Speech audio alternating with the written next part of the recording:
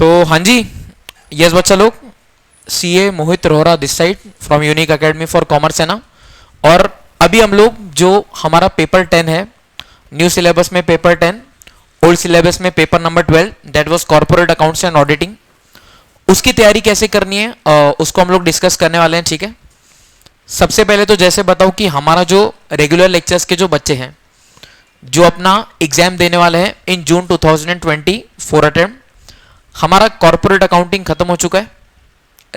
Rather than being the accounts for electricity company, वो एक छोटा सा बचा हुआ है 2-3 लेक्चर वाला, बाकी हमारा सिलेबस कंप्लीट हो चुका है। ऑडिट का भी पोर्शन आपको शुरू है एंड द टारगेट इज कि बाय अप्रैल 10 के आसपास तक आपका पूरा का पूरा ऑडिट भी खत्म हो जाएगा। ठीक है, अब इस वीडियो में मैं आपको ये बताने वाला हूं कि जो हमारा पेपर है कॉर्पोरेट अकाउंट्स एंड ऑडिटिंग का, इसकी आपको तैयारी कैसे करनी चाहिए।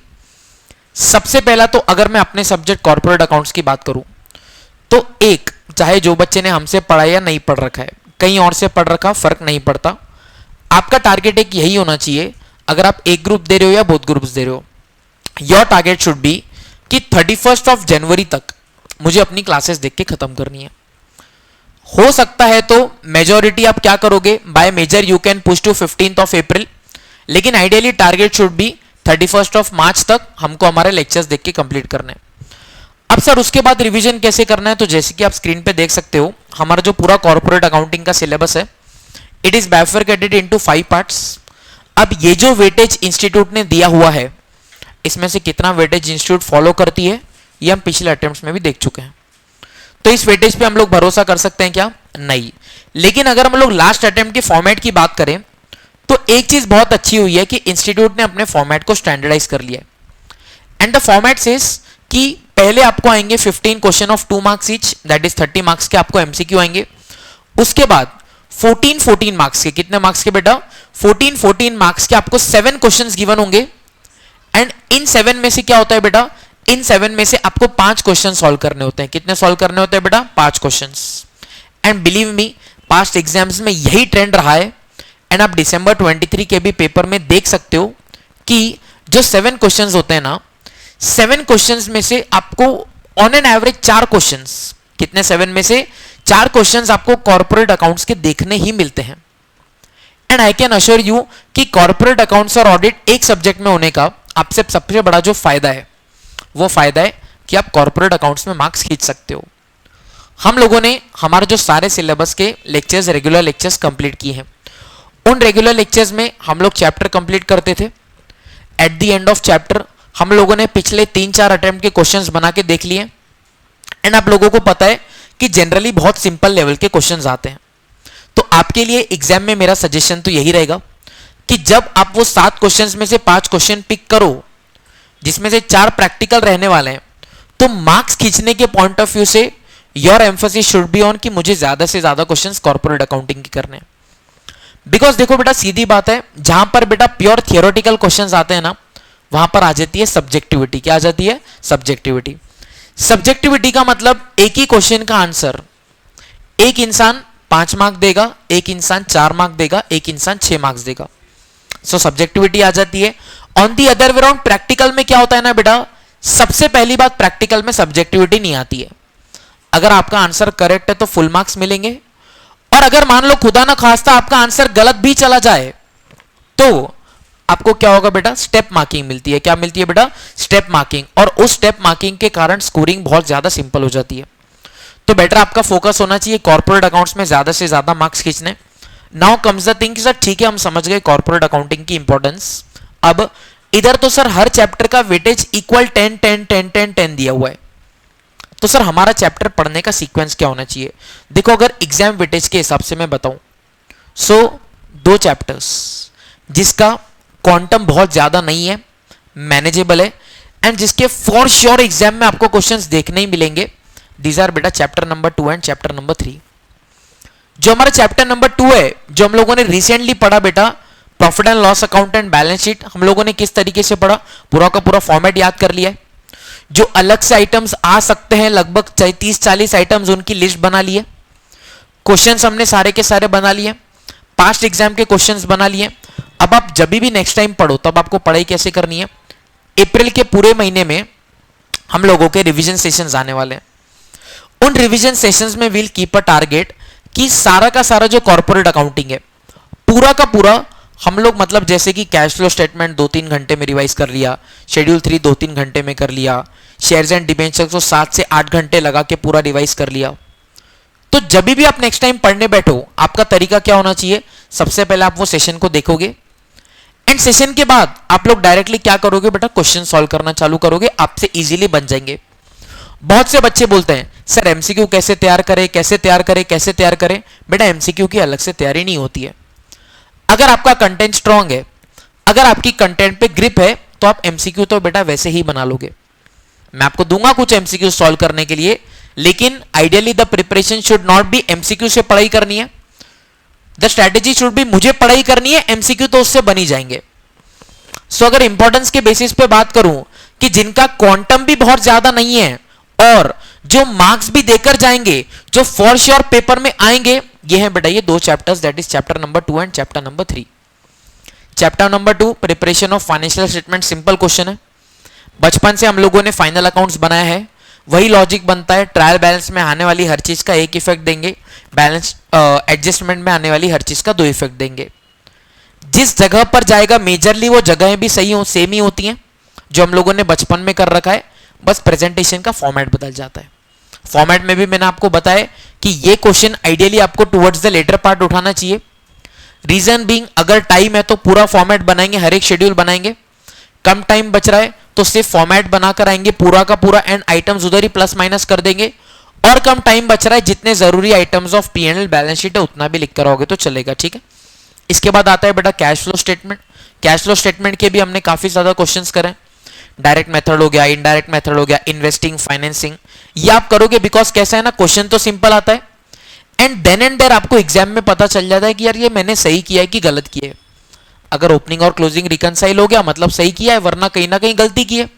तो इंपॉर्टेंस बेसिस पे आपको ये दोनों चैप्टर्स को पहले उठाना चाहिए। उसके बाद बेटा आपको उठाना चाहिए the chapter of accounting for shares and debentures. I know कि चैप्टर का क्वांटम बहुत ज्यादा है, आई नो कि चैप्टर में पढ़ने के लिए चीजें बहुत ज्यादा है एंड कहीं ना कहीं बल्कि हो जाती है, लेकिन बिलीव मी इसमें से बहुत ज्यादा हार्ड क्वेश्चन नहीं आता है। राइट इश्यू का हो गया, बायबैक हो गया, रिडेम्पशन हो गया, इश्यू ऑफ डिबेंचर्स हो गया, सिंपल क्वेश्चन बनते हैं। ये चैप्टर बेटा फॉर श्योर आपको थोड़ा बड़ा लगेगा, लेकिन एक चीज की मैं गारंटी देता हूं कि ये चैप्टर आपको फॉर श्योर मार्क्स तो देकर ही जाएगा। सो देन आपको प्रायोरिटी किसको देनी है बेटा? Accounting for shares and debentures.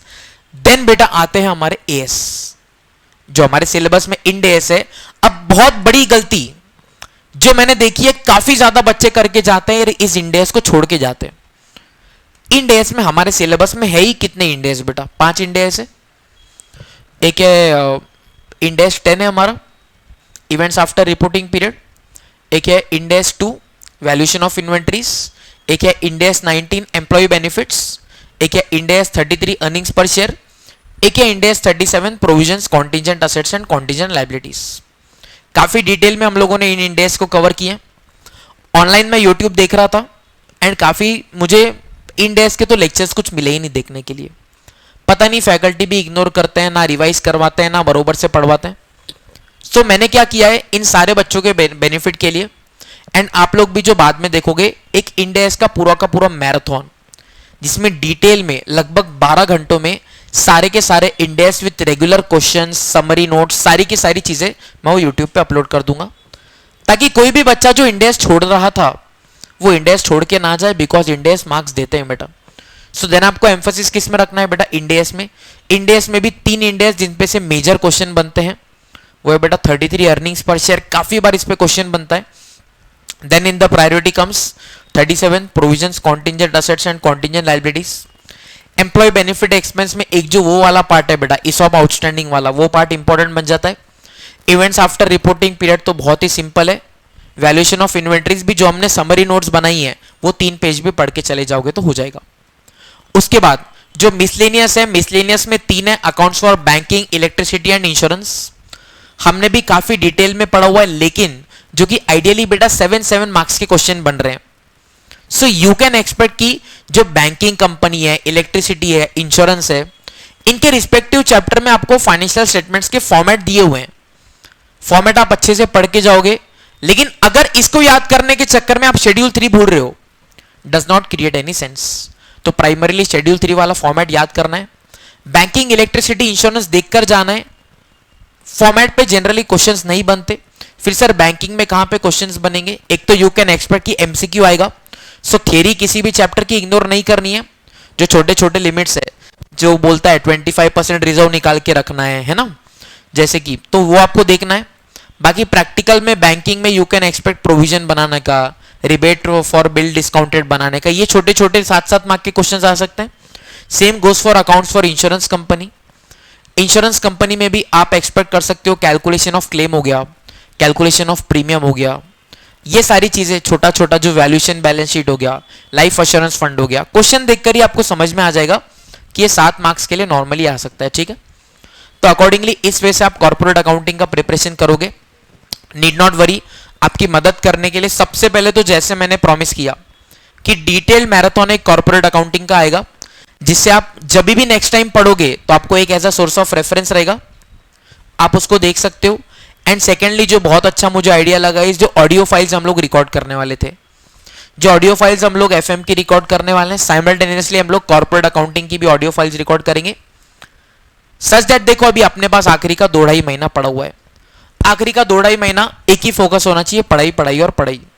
और भाई मैंने भी करी है, हमारे भी फैकल्टीज के जो रिवीजन लेक्चर्स रहते थे ना, नहाते नहाते बेटा साइड में रिवीजन लेक्चर चल रहे हैं, कभी शाम में वॉकिंग चले गए तो ऑडियो नोट सुन रहे हैं, कुछ फर्क नहीं पड़ता है, मेहनत करना पड़ता है। लेकिन बिलीव मी वो इनडायरेक्टली आपके सबकॉन्शियस माइंड में इतना फिक्स होते रहेंगे ना, तो हो जाएगा। ठीक है, सो आई थिंक इस हिसाब से आप कॉर्पोरेट अकाउंटिंग करोगे तो मैं गारंटी देता हूं कि आप आराम से 40 मार्क्स तो कॉर्पोरेट अकाउंट्स में ही लेकर आ सकते हो, और आपको ऑडिट में जितने भी मिले वो आपका बोनस है। ठीक है, तो इस अकॉर्डिंगली आपकी स्ट्रैटेजी रहेगी। इसके अलावा सर हमारा पेपर हमको कैसे अटेम्प्ट करना चाहिए, क्या स्ट्रैटेजी होनी चाहिए, एफएम रिलेटेड, बाकी सब्जेक्ट्स रिलेटेड, सारे फैकल्टी आकर रिस्पेक्टिव वीडियो में गाइड कर देंगे। तो मेक श्योर चैनल पर बने रहिए, है ना, ये आपकी स्ट्रैटेजी रहेगी। ऑफिशियली बस हमारा इलेक्ट्रिसिटी बचा है, इसके अलावा हमारा सिलेबस कंप्लीट हो चुका है।